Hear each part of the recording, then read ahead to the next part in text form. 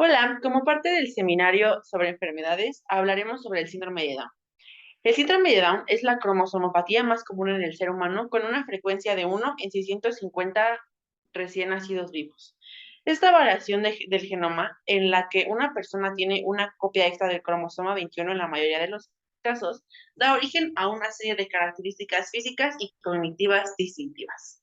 Sin embargo, es crucial entender que cada individuo con síndrome de Down es único, con sus propias habilidades, personalidad y contribuciones a nuestro entorno. El objetivo de esta exposición es explicar causas y características del síndrome de Down, así como los avances en su comprensión y apoyo a las personas que lo experimentan.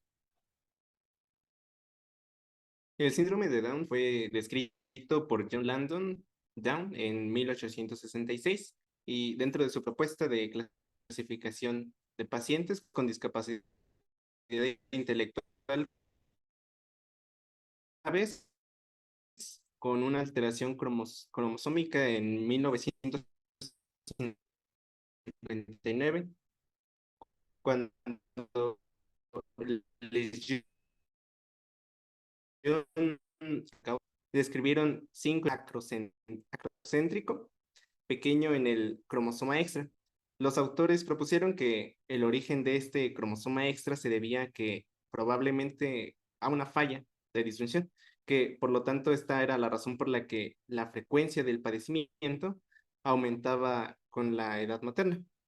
Con respecto al diagnóstico, puede haber de tipo, o bueno, diagnósticos de presunción o diagnósticos de confirmación que son invasivas. Entonces, las primeras, que son de presunción, son no invasivas y pues se dan mediante un análisis bioquímico en sangre materna con la medición de marcadores como la proteína A plasmática y la medición de, bueno, sí, y la medición se da en la subunidad beta. Con respecto a la confirmación o diagnóstico de confirmación, que son las invasivas, se dan a través de la obtención de células fetales, tomando en cuenta la edad materna, cuyo riesgo asciende en mayores de 35 años. El advenimiento de la biología molecular y los avances en la citogénica han permitido el desarrollo y la aplicación de herramientas diagnósticas que facilitan la determinación de la trisomía 21. Entonces, hay tres tipos de técnicas que podemos considerar, que son la del cariotipo, la hibridación fluorescente in situ, y también está el ensayo de hibridación multiplex con sondas. La primera, que es la del cariotipo, es la que, bueno, actualmente son muchos los métodos, pero el cariotipo está hoy en día, es como el estándar de referencia para la detección no solo del síndrome de Down, sino también de diversas aberraciones cromosómicas de carácter numérico, como lo pueden ser trisomías de los cromosomas somáticos, del 13, del 18, del 21, del X y del Y. Por otro lado, la hibridación fluorescente in situ eh, es así como la hibridación fluorescente in situ del síndrome de Down, ya que permite la obtención de resultados en cuestión muy rápida, en cuestión de 48 a 72 horas. En esta técnica, el ADN del feto hibrida con sondas marcadas fluorescentemente que hacen que emita señales en puntos, bueno, en forma de puntos. Y por último, el ensayo de hibridación multiplex con sondas es una metodología para la detección de aneuploidías y aberraciones genéticas que en el caso del síndrome de Down analiza fragmentos de ADN en los cromosomas 13, 18, 21, X y Y. En general, la técnica se basa en 4 pasos, que es desnaturalizar el ADN, hibridar el ADN con sondas marcadas, y después está la ligación de sondas y el ADN, seguidas por la amplificación por reacción en cadena de la polimerasa y la secuenciación de productos mediante la técnica de Sanger. Bueno, respecto a la genómica del síndrome de Down, es importante hablar sobre el principal cromosoma involucrado, que es el cromosoma 21. El cromosoma 21 es el más pequeño de los cromosomas en humanos y representa alrededor del 1.2% del genoma humano. Alberga cerca de 400 genes y de los cuales varios están vinculados con la variedad de complicaciones clínicas y rasgos fenotípicos que observan en el síndrome de Down. Estos genes se encuentran comprendidos en una zona denominada DSCR, comprendida entre Q22.11 y Q23.3. Y bueno, esta se observa un poquito mejor en la imagen que está aquí.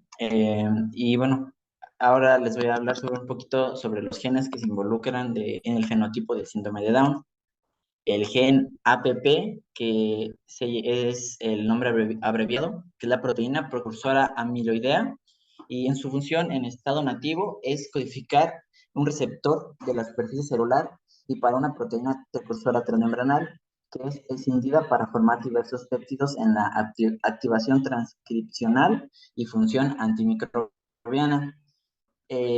Su efecto fenotípico en el síndrome de Down, a pesar de que no se encuentra en esta zona de DSCR, es causante de la demencia que se encuentra presente en el Alzheimer, y al igual que en el síndrome de Down.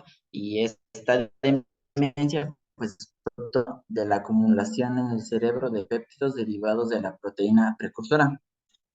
Otro gen importante es el gen CSB, que es la cistationina beta sintasa, que codifica para un homotetrámero que cataliza la conversión de homocisteína a cistotionina. Esta, cuando se encuentra de forma fenotípica en el síndrome de Down, puede ser letal tras el parto. Y uno de los genes más estudiados para este síndrome es el gen DSCAM, que es la molécula de adición celular del síndrome de Down. Esta molécula codifica para proteínas pertenecientes a la superfamilia de moléculas de adición celular de inmunoglobulinas en las células neuronales. Y pues como les mencionó, es uno de los principales candidatos que ocasionan el síndrome de Down y una enfermedad cardíaca congénita. El gen RCAN1 de SCR1, el regulador de la calcineurina 1, codifica para una proteína que interactúa con la calcineurina A para inhibir las vías de señalización dependientes de la calcineurina, lo que puede afectar al desarrollo del sistema nervioso central. Cuando se sobreexpresa en los fetos con síndrome de Down, puede causar un mal desarrollo en el sistema nervioso central, como ves, el acortamiento de la longitud de los axones, perdón. Otro gen importante también es el DRIK1A, que es quinasa de doble especificidad, regulada por fosforilación en tirosina 1A. Este gen codifica para una enzima quinasa importante en el desarrollo del sistema nervioso, involucrada en la formación y maduración de las espinas dendríticas. La sobreexpresión de este gen puede causar complicaciones en el desarrollo del sistema nervioso, como es la alteración en la frecuencia de cómo operan las neuronas. El gen ETS2, que es el protogen 2, factor de transcripción, codifica para un factor de transcripción que regula los genes implicados en el desarrollo celular y la apoptosis, y que es pues un protogen. La proteína codificada cumple funciones en los procesos de supresión tumoral, lo que explica que las personas con síndrome de Down tienen bajo desarrollo de tumores. Es pues gracias a este gen. El gen PCNT, la pericentrina, codifica para una proteína integral de la materia pencentrioral que se una a la calmodulina y se expresa en el centrosoma y participa en la regulación del ciclo celular. Esta conduce al enanismo y problemas al momento de la disyunción cromosómica. En cuanto al cuadro clínico, las personas con síndrome de Down presentan ciertas características principales en 4 zonas específicas. Inicialmente en la cabeza existe microcefalia con el diámetro anteroposterior reducido y un hueso occipital aplanado. En la cara es la que más características presenta, ya que hay aplanamiento facial, pliegues espicánticos, hendiduras palpebrales oblicuas, puente de la nariz ancha, eritema facial continuo, microtia con el hélix doblado, y los ojos son almendrados y presentan muchas manchas de Rorschach blancas y grises en la periferia de iris visibles en el periodo neonatal y desaparecen paulatinamente entre los 2 hemosios posteriores. En el cuello se presenta corto y piel exuberante. Y finalmente en las extremidades hay manos pequeñas y anchas, pliegue palmar único, pliegues simiesco, sinodactilia, y en algunos casos pueden ser acompañados de una polidactilia y sindactilia, y pies amplios con espacio interdigital entre el primer y segundo dedo. También hay manifestaciones clínicas que son principalmente el retardo del crecimiento, deficiencia mental, retardo mental de diversos grados con un coeficiente intelectual que oscila entre 25 y 50, braquicefalia, hiperlaxitud ligamentosa, hipotonia, microtia, fases mongólicas, anomalías cardíacas congénitas, y estas personas tienen una predisposición alta de leucemia, infecciones, disfunción tiroidea, envejecimiento prematuro y generalmente aparición de algunos signos de Alzheimer después de los 30 a 45 años. La expectativa de vida ha aumentado dramáticamente para las personas con síndrome de Down en la actualidad, ya que una persona con síndrome de Down puede esperar vivir más de 50 años dependiendo de la gravedad de sus problemas de salud, mientras que en 1960 la esperanza de vida con síndrome de Down era de máximo 10 años. Hablemos de los tipos de síndrome de Down. Entre los tipos tenemos a la trisomía completa del cromosoma HSA21, el mosaicismo y la translocación no equilibrada. El 95% de los casos de síndrome de Down es causado por trisomía completa del cromosoma HSA21. Esto es debido a la no disminución en la línea germinal de uno de los progenitores. Esto quiere decir que es hereditario. Otro 3% de los casos se debe al mosaicismo, en donde hay células normales y células con extra de HSA21. Y en menos del 2% de los casos de síndrome de Down es causada por la translocación no equilibrada, en donde se tiene un cariotipo de 46 cromosomas, pero uno de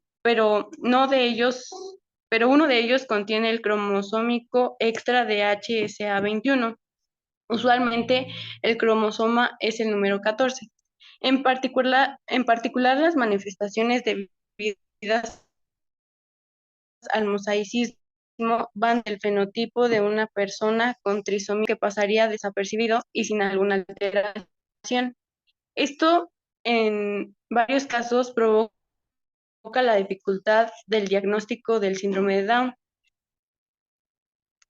La variedad de fenotipos de esta enfermedad reflejan la variedad de células trisomías, la respuesta de cada organismo de las personas.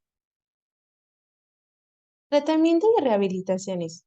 No existe tratamiento para el síndrome de Down, por lo que las medidas de rehabilitación mediante técnicas especiales, fisioterapéuticas, fonoaudiológicas y psicotécnicas juegan un papel importante en pacientes con compromiso mental severo, permitiéndoles en la mayoría de las veces una adecuada reinserción social. En este sentido, se recomienda realizar ecocardiograma durante los 2 primeros meses de vida y a los 18 años para diagnosticar en forma temprana posibles patologías valvulares.